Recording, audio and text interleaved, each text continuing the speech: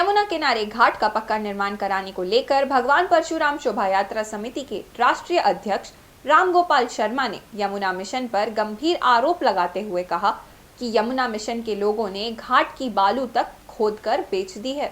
हम मौजूद हैं यमुना किनारे और मेरे पीछे जहां खड़े हुए हैं वो परशुराम शोभा यात्रा समिति के राष्ट्रीय अध्यक्ष रामगोपाल शर्मा जी हैं, जिनसे बातचीत करेंगे हम यमुना मिशन के किए जा रहे पक्के निर्माण को लेकर। सबसे पहले जी9 न्यूज़ में आपका स्वागत है। जैसा कि आप देख भी रहे हैं कि हम जी9 न्यूज़ ने पहल की है कि यमुना मिशन द्वारा पक्का निर्माण कराया जा रहा है घाटों किनारे, और जब हमारी उनसे बातचीत हुई तो उनका कहना ये था पक्का निर्माण नहीं है, एक अच्छा निर्माण है, हम तो केवल यहाँ पर सुंदरता बढ़ाने के लिए आए हुए हैं। सबसे पहले तो आप सब लोगों का स्वागत है। ये वार्ड नंबर 64 पड़ता है। यहाँ से हमारा भतीजा ध्रुव नारायण शर्मा उत्तर प्रदेश में पहला पार्षद है, ये निर्विरोध है। जो बात आपने यमुना मिशन की कही, जो पक्के निर्माण की आप बात कर रहे हो, ये यमुना मिशन जो संस्था है, यह एक बहुत बड़ी फ्रॉड संस्था है। इसका काम घाटों से मिट्टी चुराना और पक्के निर्माण करके अरबों खरबों की जो सरकारी भूमि है उसको कब्जाना, और जो ये पेड़ जो आप बता रहे हैं, ये पेड़ लगाने और कच्चा जो काम कर रहे हैं, ये पेड़ों की कंपनियां होती हैं। मैं आपको बताऊं, कंपनियों से अगर आप 5 साल का 10 साल का पेड़ लगाने का कॉन्ट्रैक्ट करते हैं तो कोई 10 लाख 20 लाख 50 लाख 5 साल तक वो कंपनियां रिटर्न करती हैं पैसा, क्योंकि ये सरकारी भूमि है। और सरकारी भूमि पे ये पेड़ लगा के क्या पेड़ वालों से एग्रीमेंट कर रहे हैं, क्या कोई संस्था है, क्या है, ये एक बहुत बड़ा स्कैंडल है। वरना आज माँ जो होती है, जब तक बच्चा रोता नहीं है उसे दूध भी नहीं पिलाती है। बिल्कुल, जब बच्चा रोता है, जब माँ दूध पिलाती है। आप बताओ, कोई भी व्यक्ति कोई भी कहीं हो, बगैर स्वार्थ के कोई काम नहीं कर सकता। प्रदीप बंसल नाम का जो व्यक्ति है लाला, वो इसको पैसे लगाता है, जो बताते हैं लोग बाग। इसने 1000 500 रुपये के यहाँ के स्थानीय निवासियों को अपने उस पर वो वेतन पे रेंट पे धर रखा है, और अरबों रुपये का कोई ना कोई एक बहुत बड़ा स्कैंडल ये पेड़ों की और पक्के जो निर्माण जो आप कह रहे हो इसकी आड़ में बहुत बड़ा स्कैंडल हो रहा है। ये भी तो देखा जा रहा है कि ये निर्माण हुआ है पक्के घाट का निर्माण, अब हम माने इसको, तो उन्होंने अगर इनको उद्देश्य सात्विक होता तो उसके पीछे जो पौराणिक जो घाट है जहां आज मल मूत्र का पानी बह रहा है, उसको भी संरक्षण दिया जाना चाहिए। आप किशन गंगा घाट की कह रहे हैं, वो हमारे बहुत पुराने घाट हैं। उस पर एक वेद व्यास जी का मंदिर भी है, जिसको जो यमुना किनारे ही हुआ करता था कभी। आज इन्होंने उसे नाले की तरफ घसीट दिया है।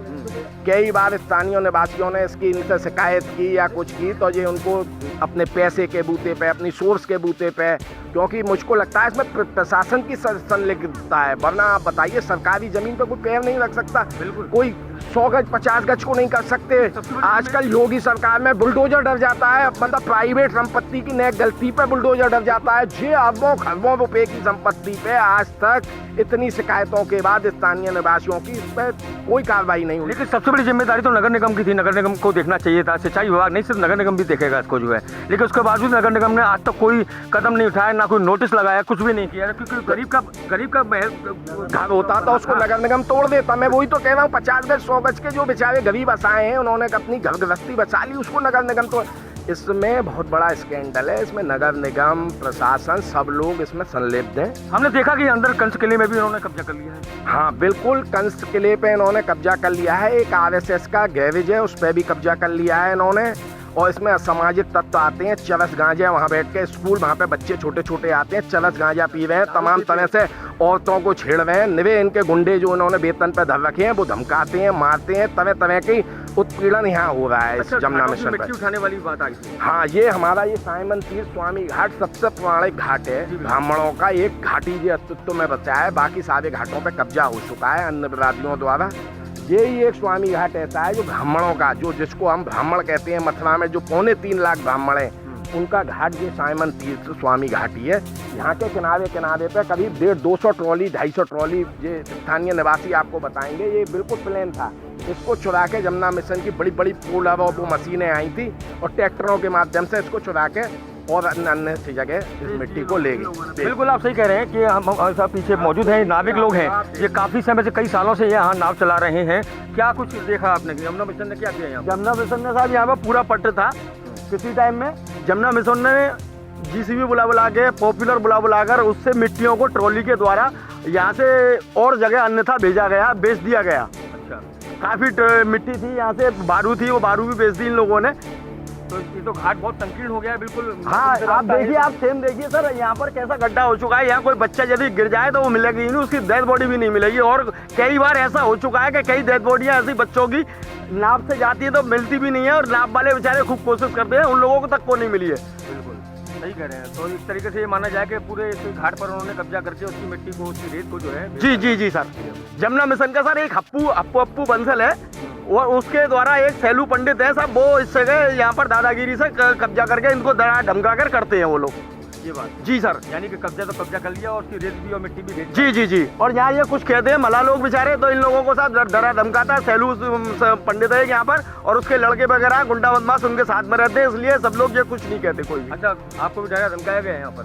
नहीं, हाँ इधर आओ। अरे हाँ बताइए। हैं? है ना? बोले तो आगे मिट्टी हटाई गई। हाँ बिल्कुल सही बात कहा आपने। रामगोपाल जी से जैसे बातचीत हो रही थी, उन्होंने हमें बताया कि यहाँ केवल उन्होंने घाट के नाम पर सिर्फ पक्का निर्माण नहीं किया, बल्कि इसका उद्देश्य कुछ और लग रहा है। पेड़ की बात आई, एक नई बात उन्होंने हमें बताई कि पेड़ का भी संरक्षण होता है, उसका भी कुछ पैसा मिलता है। ये बिजनेस होता है, ये पेड़ों का एक बिजनेस होता है। इसमें क्या है, जैसे आपकी जो भूमि पड़ी हो, जो मतलब उपजाऊ ना हो या कोई चीज़ें हों, तो पेड़ की बहुत बड़ी बड़ी कंपनियां हैं, मल्टीनेशनल कंपनियां हैं, वो पेड़ लगाने का अपने नुमाइंदों द्वारा आपकी ज़मीन पर पेड़ लगाते हैं। उसका एक एग्रीमेंट MOU साइन होता है। उसके बाद वो 5 साल में या 10 साल में या 15 साल में करोड़ों अरबों के वो पेड़ हो जाते हैं। फिर उसका वो हमें रिटर्न पेमेंट करते हैं। ये भी एक बिजनेस है। ये बिजनेस है। हाँ। अच्छा, ये सब चीज़ हो रही हैं, तो ताज्जुब वाली बात है कि यहाँ के सामाजिक संगठन भी बिल्कुल शांत पड़े हुए हैं। कोई तो यमुना शुद्धिकरण के नाम पर धरना देने की बात करता है, लेकिन कोई ये बात नहीं करता कि यमुना की शुद्धि के साथ साथ यमुना के घाट और उसके पुराने घाटों को बचाना बेहद आवश्यक है।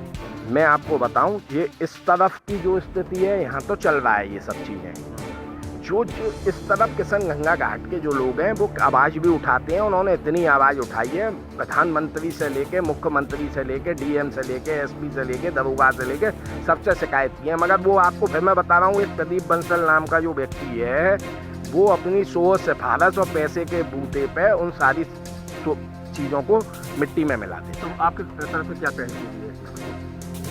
मैंने अभी कल दरोगा जो वृंदावन गेट हैं उनको अवगत कराया। RSS के कार्यालय पे मयंक जी हैं, उनको अवगत कराया। जब ये गैरेज आपके लिए है, तो आपने ये किस तरह से इन लोगों ने, या चाहे यमुना मिशन हो, चाहे कोई व्यक्तिगत व्यक्ति हो, उसने क्यों कब्जा किया है, और फिर वो यहाँ क्यों चरस गांजे पी रहा है, क्यों बहन बेटियों को छेड़ रहा है, स्कूल की क्यों वो स्थितियाँ कर रहा है। तो उन्होंने ये कहा था मुझको एप्लीकेशन दिला दीजिएगा।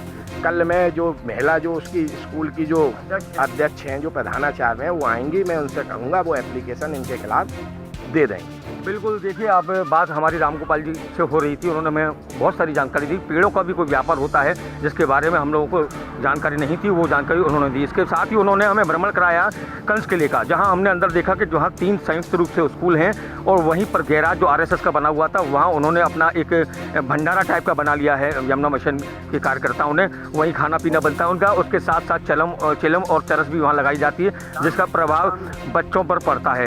बच्चे वहाँ पूरी तरह पढ़ाई नहीं कर पाते। तो रामगोपाल शर्मा जी हैं हमारे साथ, जो परशुराम शोभा यात्रा समिति के राष्ट्रीय अध्यक्ष हैं। उनका कहना है कि वो फिर इस बारे में प्रशासनिक अधिकारियों को अवगत कराएंगे। लेकिन ताज्जुब वाली बात यह है कि इस मामले में नगर निगम को पहल करनी थी, लेकिन नगर निगम ने यहाँ कोई अभी तक बोर्ड नहीं लगाया कि यदि ये अवैध कब्जा है तो अगर अवैध कब्जा है, सब लोग ये बात कह रहे हैं। हमारी और लोगों से भी बात हुई थी, हमने जो मुहिम शुरू करी है, उन्होंने ये कहा कि सौंदर्यीकरण करना कोई बुरी बात नहीं, लेकिन सौंदर्यीकरण के नाम पर कच्चे की जगह पक्का घाट बना लेना कुछ न कुछ दर्शाता है कि भविष्य में कोई सुनियोजित योजना चल रही है जिसको यहाँ अंजाम दिया जा रहा है। मैं अपने साथी विवेक चतुर्वेदी के साथ हेमंत शर्मा, G9 न्यूज़ के लिए।